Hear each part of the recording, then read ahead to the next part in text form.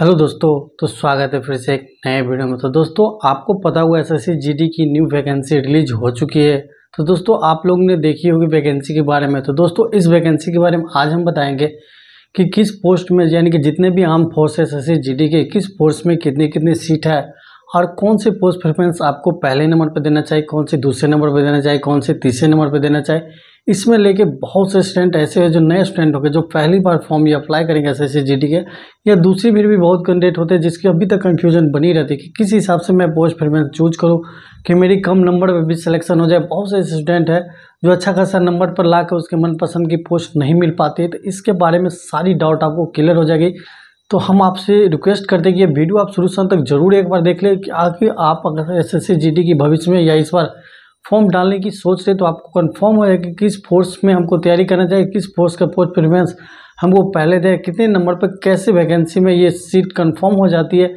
इसके बारे में A to Z जानकारी बताएंगे। किस फोर्स में, यानी किस आर्म फोर्स में, यानी SSC, CRPF, SSBI, Assam rifle, किस में कितने पोस्ट है, सारे डाउट आपको क्लियर हो जाएगी। और सबसे इम्पोर्टेंट बात, क्योंकि आप लोग देखी होगी वैकेंसी बहुत कम है, लेकिन दोस्तों ये वैकेंसी आपको इंक्रीज करेगी। लगभग 40,000 के अप्रॉक्स में वैकेंसी जरूर राइज करेगी, यानी कि वैकेंसी बढ़ेगी।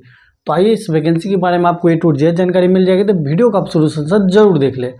तो सबसे पहले हम बात करें कि SSC GD constable new vacancy 2023-24, यानी कि ये vacancy back to back vacancy SSC GD का।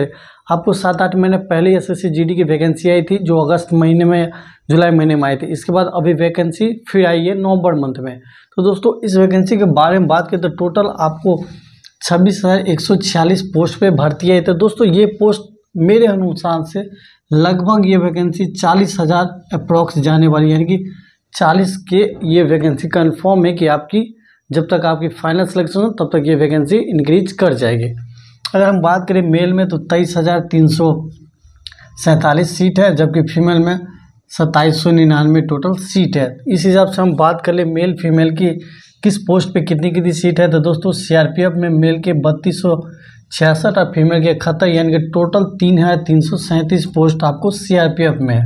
BSF की बात करें तो 5,200 मेल में, 963 आपको फीमेल में, 6,174 आपको टोटल सीट हो गई BSF की। CISF की बात करें तो टोटल मेल में 9,913 पोस्ट है, जबकि फीमेल में 1,112 और टोटल 11,025 सीट है आपको टोटल CSF में। BSF की बात करें तो BSF में 529 आपको मेल में, 42 आपको फीमेल में, 635 टोटल आपको सीट हो गई SSB की।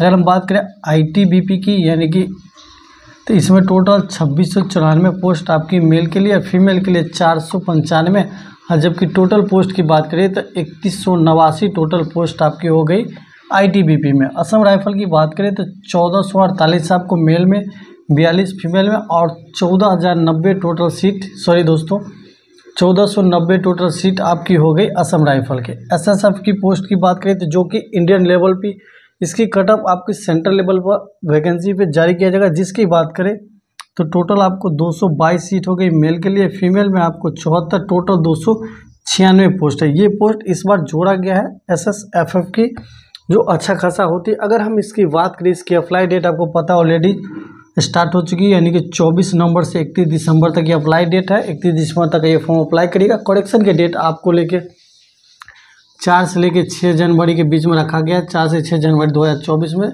इतने तक इसकी करेक्शन डेट है। फ़ी की बात करें तो जनरल OBC AWS के लिए आपकी 100 रुपया चार्ज किया जाएगा।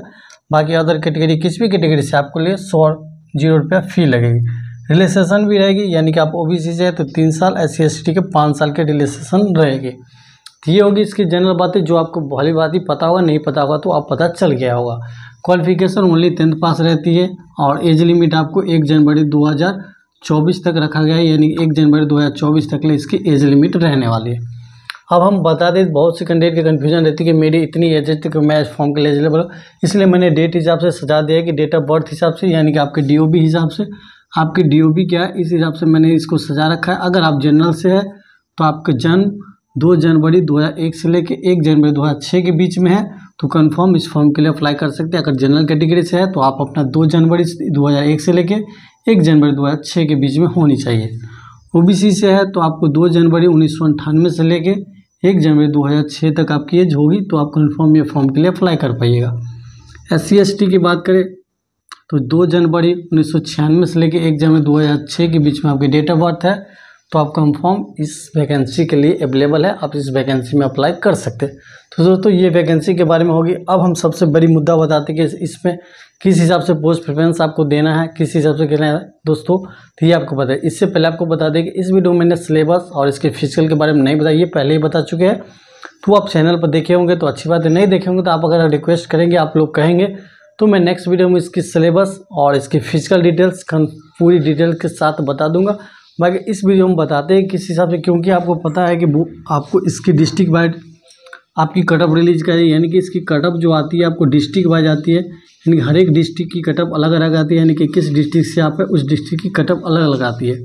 यानी कि 3 तरफ से कटअप आती है। एक आती है जनरल डिस्ट्रिक्ट, जो जनरल एरिया से आती है उसे जनरल डिस्ट्रिक्ट कहते हैं। एक आती है बॉर्डर, यानी कि जो बॉर्डर एरिया से आते हैं उसे बॉर्डर डिस्ट्रिक्ट की तरफ से आती है। एक आती है आपको नक्सल एरिया, यानी कि 3 हिसाब से कटअप रिलीज होती है। यानी कि अगर हम एग्जाम्पल तौर पर ले ले, आउट ऑफ 150 की हम बात कर ले तो आउट ऑफ 150 या 100 ही ले लेते हैं कि आपको सीधा सीधी समझ में आए। अगर 100 टोटल मार्क्स ऑफ क्वेश्चन है, टोटल मार्क्स ऑफ नंबर है, तो जनरल में अगर मान लीजिए जनरल के लिए कटअप 70 गई तो आपको बॉर्डर एरिया जो भी है इनकी कटअप लगभग 60 जाएगी, यानी कि 60 के अप्रॉक्स रहेगी, 60-65 के अप्रॉक्स रहेगी आपकी बॉर्डर एरिया वाली।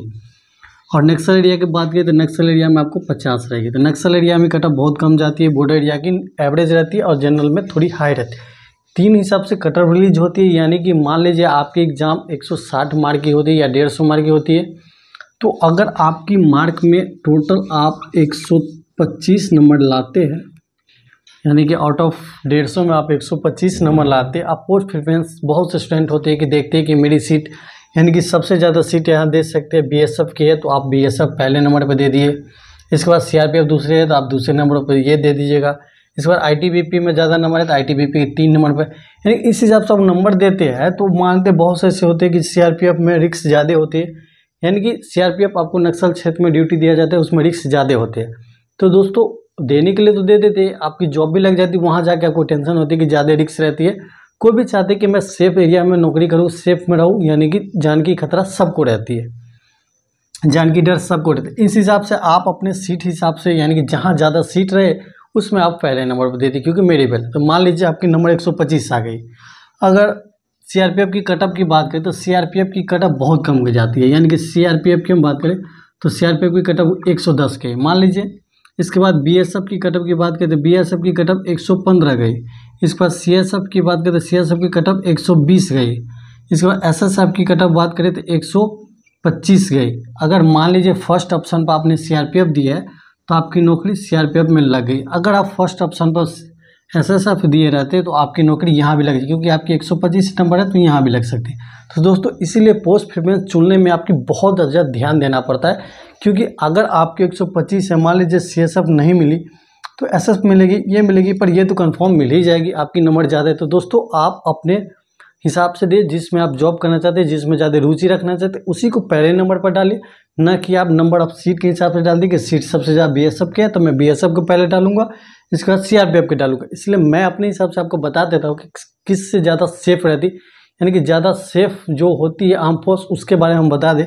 तो दोस्तों आप फॉर्म अप्लाई करिएगा तो आपको कोड हिसाब से दिया जाएगा कि CSF के A कोड है, B कोड है, C कोड है, D कोड है। इस हिसाब से बात करें तो मैंने फर्स्ट नंबर पर डाला है SSF की सबसे ज़्यादा अच्छी जॉब होती है, सबसे अच्छी इसकी सैलरी भी होती है और अच्छा सेफ होती है, ज़्यादा इसमें जान के आपकी खतरा नहीं होगी। तो SSF आप पहले नंबर पर डालें, जिसकी कोड आपको H रहेगी। आप पहले नंबर पर H, जैसे SSC MTS के अप्लाई करते हैं तो आप उस कोड डालना पड़ता है, ABCD 1 2 3 जो भी कोड होती है वो डालना पड़ता है। तो सबसे पहले 1 नंबर पर आप SSF की कोड जो H होगी वो डालिएगा। सेकेंड नंबर पर आपको CSF डालिएगा। CSF होती है जो कि इंडस्ट्रियल एरिया में जो नौकरी होती है उसके बारे में होते हैं, जैसे कि इसकी सेंट्रल इंडस्ट्री पुलिस फोर्स के लिए नौकरी होती है, जो कि एयरपोर्ट पे भी नौकरी लगती है, इंडस्ट्रियल एरिया में नौकरी लगती है, एटॉमिक स्ट्रक्चर जो भी होती है वहाँ भी, जैसे बिजली घर होती है, केंद्र सरकार के जो भी इंडस्ट्रियल एरिया औद्योगिक क्षेत्र होती है वहाँ आपकी ड्यूटी दिया जाता है। तो दोस्तों CSF की अच्छी खासी पोस्ट है, तो जो उसकी कोड B रहेगी आप B डाल दीजिएगा। थर्ड नंबर पर ITBP डालिए जिसकी कोड E होगी। 4th नंबर पर आपको SSB डालना है जिसकी कोड D होगी। 5th नंबर पर आपको BSF डालना है जिसकी कोड A होगी। 6th नंबर पर असम राइफल डालना है जिसकी कोड F होगी। और सबसे लास्ट में आपको CRPF डालना है जिसकी कोड C होगी। तो दोस्तों इस हिसाब से आप डालिएगा तो आपको इसमें सबसे ज़्यादा सेफ रहिएगा। फिर ये सबसे ज़्यादा अगर डेंजर और खतरे की बात करें तो CRPF की होती है, जो कि पाकिस्तान बॉर्डर, चाइना बॉर्डर, यहाँ पे इसकी ड्यूटी होती है। CSF की, BSF की, असम राइफल की, ये सब की ड्यूटी ज़्यादातर रिक्सी एरिया में होती है। इस हिसाब से अगर आप चाहते हैं कि मैं CRPF में पहले जाऊँ तो पहले नंबर पर ये डाल सकते हैं, लेकिन मेरे हिसाब से आप डालिए तो ये पोस्ट प्रिफरेंस डालिए, आपके लिए बेस्ट रहेगी। नंबर तो मैं बता ही दिया कि अगर आप मान लीजिए CRPF की कटअप 110 गई है और आपकी नंबर 125 भी है, अगर इसकी कटअप मान लीजिए ITBP की कटअप 120 और CSF की कटअप 124 गई है, तो अगर 110 में आप पहले नंबर पर ये डाले तो यही हो जाएगा। अगर ये पहले नंबर पर ये डाले रहते तो ये आपके हो जाती। तो दोस्तों पोस्ट प्रिफरेंस डालना बहुत ज़रूरी होती है और इसकी कटअप डिस्ट्रिक्ट बाय डिलीज होती है। आपको पहले ही बता चुके कि नक्सल एरिया के डिस्ट्रिक्ट, जनरल के डिस्ट्रिक्ट, बॉर्डर एरिया के डिस्ट्रिक्ट, इस हिसाब से आप किस एरिया से बिलोंग रखते हैं, आपके निवास यानी कि आपका जो निवास प्रमाण पत्र होगा उसमें आपको पता होगा कि किस एरिया से आप बॉर्डर एरिया से आते हैं कि नहीं आते। इस हिसाब से आपकी कटअप इंक्रीज और डिक्रीज होती रहती है। तो वो तो आपकी किस्मत पे है कि आप किस एरिया में आपकी आवास है, किस एरिया में आप निवास करते हैं। तो दोस्तों आप फर्स्ट चॉइस सेकंड चॉइस में आप कन्फ्यूजन रहेंगे किस में कौन सी डाला है, ये आपकी कंफर्म हो चुकी है। बाकी नेक्स्ट वीडियो में आप किसी भी एक पे चाहते हैं कि ITBP, CSF, BSF किसके बारे में एक डिटेल्स बता दूँ कि इसमें जॉब प्रोफाइल क्या होगी, सैलरी क्या होगी, प्रमोशन क्या होगी, नहीं होगी, सारी डिटेल के साथ उस पर मैं वीडियो बना दूंगा। आप कमेंट में जरूर करिएगा आपका मनपसंद पोस्ट कौन सा है, वो कमेंट में जरूर रखिएगा। बाकी नेक्स्ट वीडियो में इसकी फिजिकल और इसकी सिलेबस डिटेल्स जो थी वो आपको हम विस्तार के साथ बता देंगे। बाकी इस वीडियो में इतना ही रखते हैं। वीडियो आपको पसंद आती है तो वीडियो को लाइक शेयर जरूर किया कीजिए। चैनल पर पहली बार आए तो चैनल को सब्सक्राइब करके साथ ही बेल आइकन प्रेस कर लीजिए। मिलेंगे हम नेक्स्ट वीडियो में। धन्यवाद। जय हिंद।